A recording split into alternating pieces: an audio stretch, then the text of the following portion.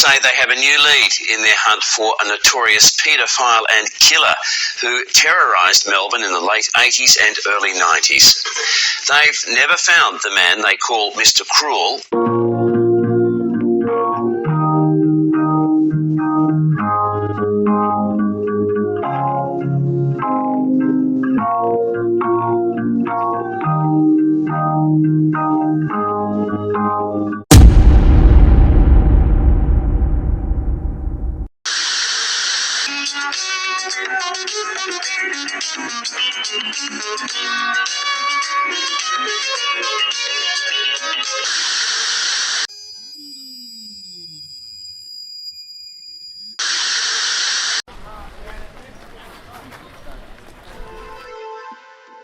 Our tale begins in the suburbs of Melbourne, Australia, on the 22nd of August, 1987. Throughout the decade of the 1980s, the city of Melbourne was thought of as a very safe place to raise a family, and this was due to its extremely low crime rates. And the suburb of Lower Plenty was considered by many to be one of the safest of all. Sadly, however, at 4 a.m. this very night, that would change dramatically for the worse. You see, there was a monster on the loose. A monster whose cruelty knew no bounds. A monster with no remorse whatsoever.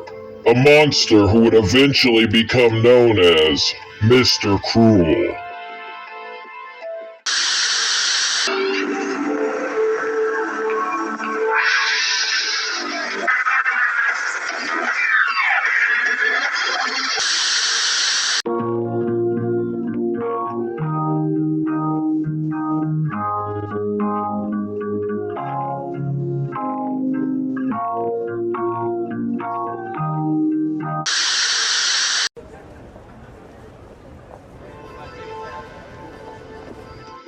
As a family lay bound in slumber, a masked man, with his face obscured by a black ball of clava, removed a pane of glass from a downstairs window and gained entry to their home.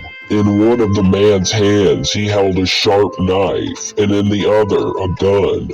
Thus armed, he silently made his way up the staircase. Upon soft feet, he crept into the room where the parents lay asleep and proceeded to wake them. Can you even imagine their utter disorientation and terror as they came to? The masked man then ordered the parents to remain calm, assuring them multiple times that he'd only broken in for the money.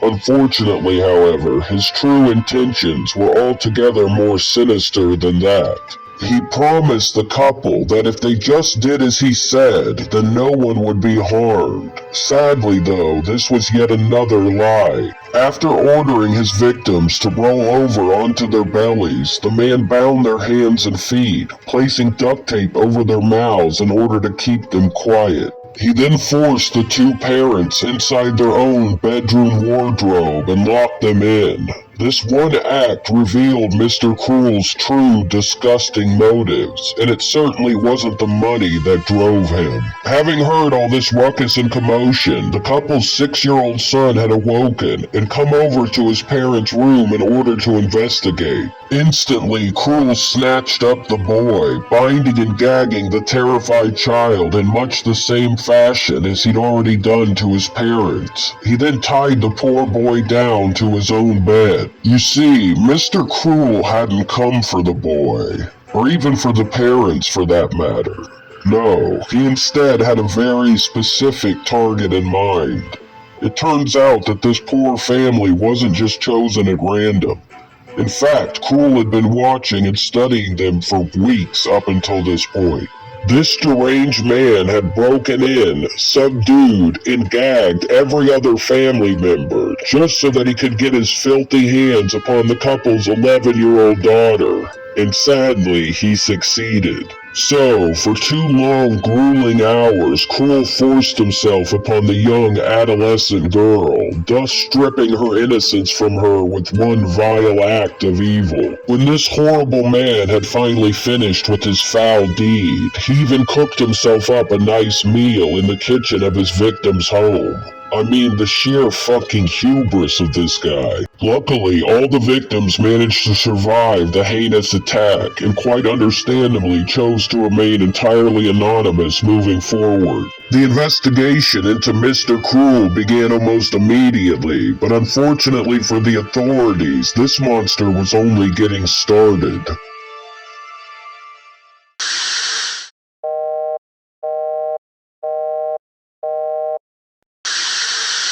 Convenient, comprehensive, full-function remote control.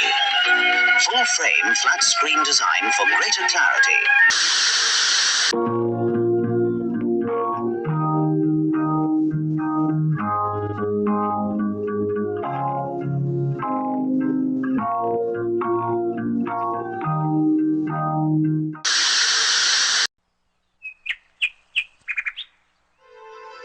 The authorities found themselves completely flummoxed. After all, the suspect had left behind himself not a single clue or trace of evidence. His composure throughout the commission of his awful deed convinced the police that the perpetrator knew exactly what he was doing, as well as that this crime likely wasn't his first, and it certainly wouldn't be his last. It was at this point that the press officially dubbed the suspect as Mr. Cruel. The authorities did have one lead, however. The 11-year-old victim of Mr. Cruel's first documented attack reported to them that her attacker had used a phone during the commission of the assault in order to threaten the lives of an entirely different family. However, when the police inspected the home's phone records, they found no log of any such call having taken place. And as a result, this lead completely dried up and ultimately went nowhere. The police were desperate in their search, for they felt certain that it was only a matter of time before Mr. Cruel struck again. However, for much of the following year, Cruel remained silent. Sadly though, this wouldn't last long. On December 27th, 1988, yet another family would be victimized by the Melbourne Monster. At around 5:45 that very evening, John Wills was sound asleep in his own home when suddenly he felt the cold barrel of a gun being pressed to the side of his head. A man's voice came from the shadows, advising John to not try and be a hero. John turned to the side and came face to face with Mr. Cruel's haunting signature mask. Personally, I can't even imagine what was going through John's mind in that moment. Cruel then proceeded to enact the exact same sickening MO and pattern that he'd used with the first family. The parents were both bound and gagged as he continuously assured them that he'd only come for their money. After he'd secured the parents, Cruel methodically went through the whole house, cutting every single phone line that he could find. When finally finished, the monster made his way over to the children's bedroom, which had quite obviously been his real target all along. Sleeping within that bedroom was a pair of 8-year-old twins, Robin and Linda, 5-year-old Annette, and 10-year-old Sharon. Unfortunately, Sharon was Mr. Cruel's true target, and he even addressed her by name, revealing once again that he'd stalked his victims prior to attacking them. Within 15 minutes of first being tied up, the desperate parents had managed to break their restraints and free themselves. Terrified, they immediately raced to their children's bedroom. Sadly, though, it was already far too late. Their beloved Sharon was nowhere to be seen. After discovering that their phone lines had been cut, John raced over to a neighbor's home in order to summon the authorities to the scene. Almost immediately, the police formed a search for the missing little girl, but there was just no sign of her anywhere. For 18 miserable hours, the family was forced to live with the bleak possibility that they'd never see their beloved daughter again. Miraculously, however, as a woman was just strolling by the local high school, she spotted what appeared to be a human being wrapped in plastic bags. This woman had found the missing Sharon, and incredibly, the little girl was still alive. Despite somehow being in good spirits, it soon became obvious that Sharon, just like the previous victim before her, had been sexually assaulted. Quickly, Sharon was reunited with her terrified parents. The story Sharon told the investigators, however, was very bizarre indeed.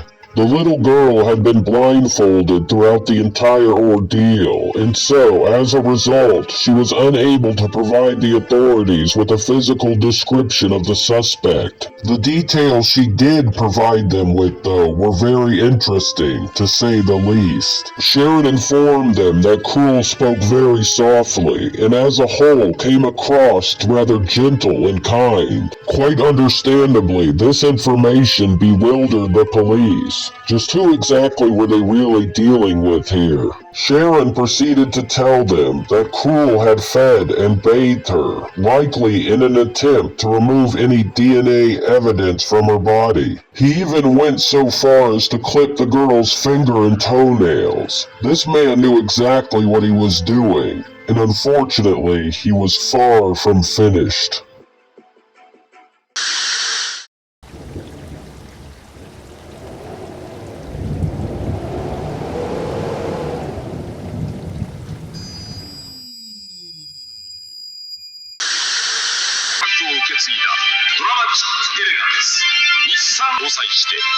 RS 新登場。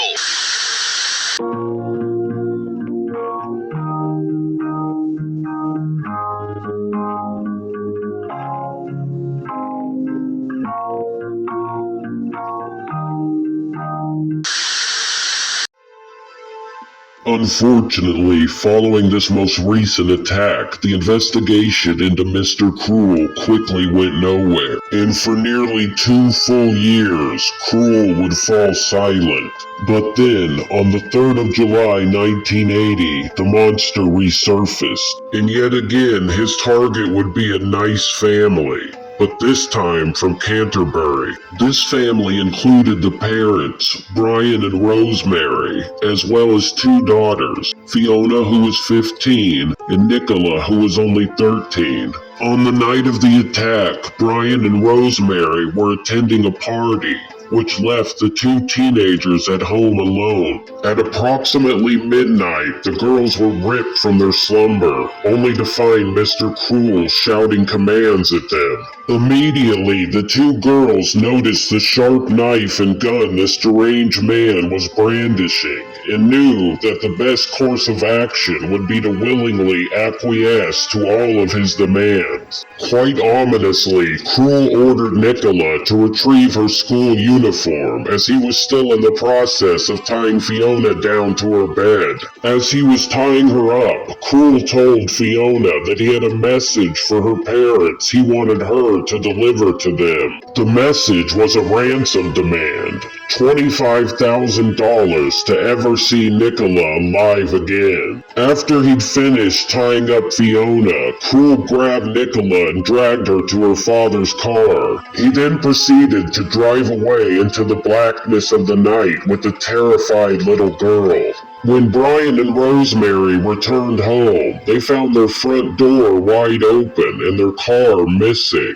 Proceeding inside the home, the parents found Fiona still tied up to her own bed. Immediately, the brave little girl informed her father about the message that Mr. Krull had left for him. But since this ransom demand was nothing more than just another deception on Krull's part, he provided absolutely no information on how to contact him. And once again, Krull had left not even a single trace of evidence behind him at the crime scene. Nicola's traumatizing ordeal ended up lasting for a horrific 50 hours, and for a majority of that time, she was abused by her captor. Luckily, however, she would later be found alive in an area not too far away from her home. As Mr. Krull dropped the scared young girl off, he ordered her to not remove her blindfold until after he'd already driven away, and Nicola obeyed him. Once the girl could see again, though, she ran straight to a nearby house and was soon reunited with her desperately worried parents. Nicola would go on to provide the police with similar testimony to the previous victims. She stated how Krull had spoken to her in a very soft, gentle tone, which was all the more confusing considering the cold-bloodedness of his actions. Despite the blindfold, Nicola had managed to sneak a peek at her captor, and she reported that he was a man with light brown hair.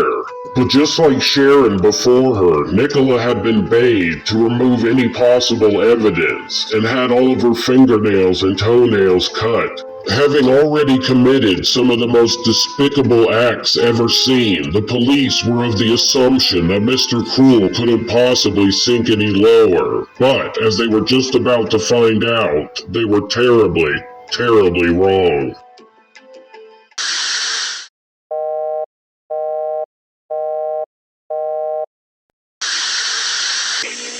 Mask, like you've never seen it before.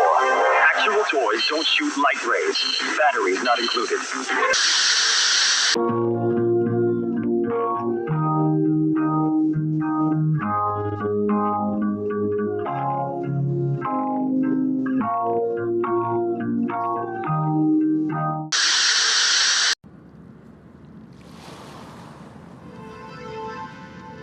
In the year 1991, on the 13th of April, Krull struck once again. This time around, his victims would be the Chan family. This family consisted of the parents, John and Phyllis, who owned several restaurants and rental properties throughout their neighborhood.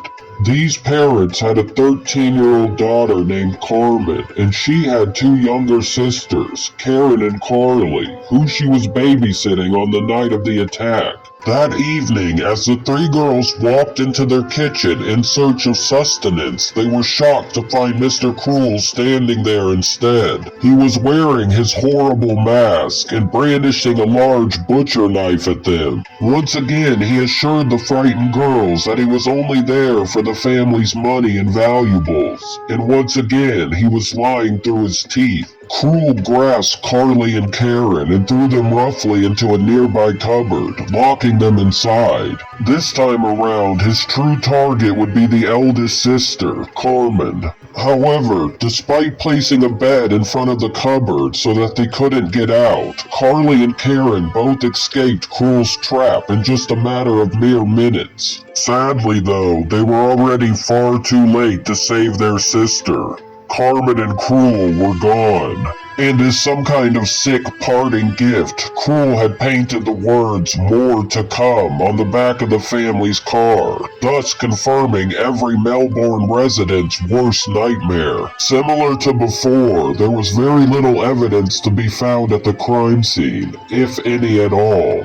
In fact, his skills at not leaving any evidence behind himself were so great that they actually convinced some people working the case that perhaps Mr. Krull was current or ex-law enforcement. But of course, this was only speculation. There could be no doubt, however, that Mr. Krull was very skilled indeed at covering his tracks. 72 hours following the abduction of their beloved daughter, Carmen's parents held a press conference where they begged for her safe return. The authorities, however, were not very optimistic. Based upon his previous pattern, Krull should have already released Carmen, and the fact that he hadn't did not bode well, to say the least. Months would go by, but on the 9th of April, everyone's worst fears were confirmed. A man who was just walking his dog happened to stumble upon Carmen's lifeless, badly decomposed body. Tragically, she had been shot to death. But why kill Carmen when Krull had released all of the other victims alive?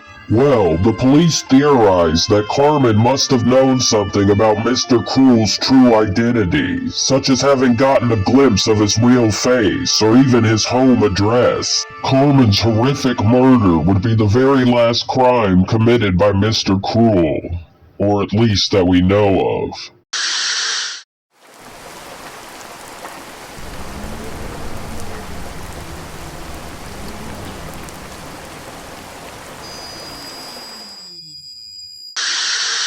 Players to stadium now.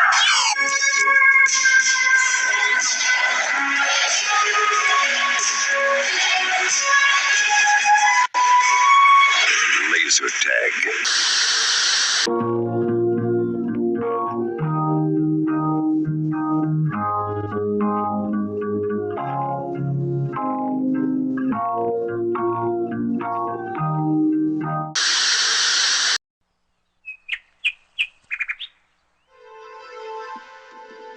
The authorities suspect that there could be as many as 12 other assaults upon children that were carried out by Mr. Cruel during the decade of the 1980s. However, the police have declined to elaborate on the details of these assaults, as well as just how exactly they're connected to the Mr. Cruel case. This hasn't stopped people from coming up with their own theories concerning Cruel's true identity, though. One of these theories that is very popular is that Cruel was, or currently still is, a school teacher.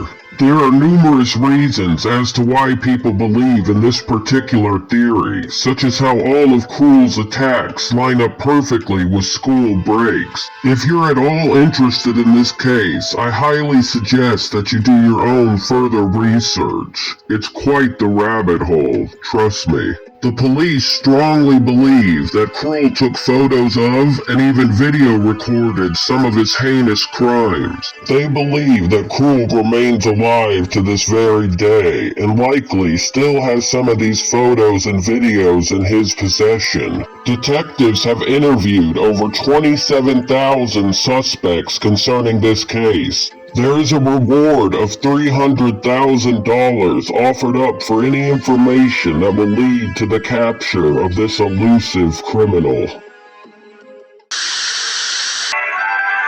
has harnessed computers to control car engines and revolutionize dashboards, employing sensors and electronics to cool you, warn you, entertain you, guide you, protect you, and yes, propel you.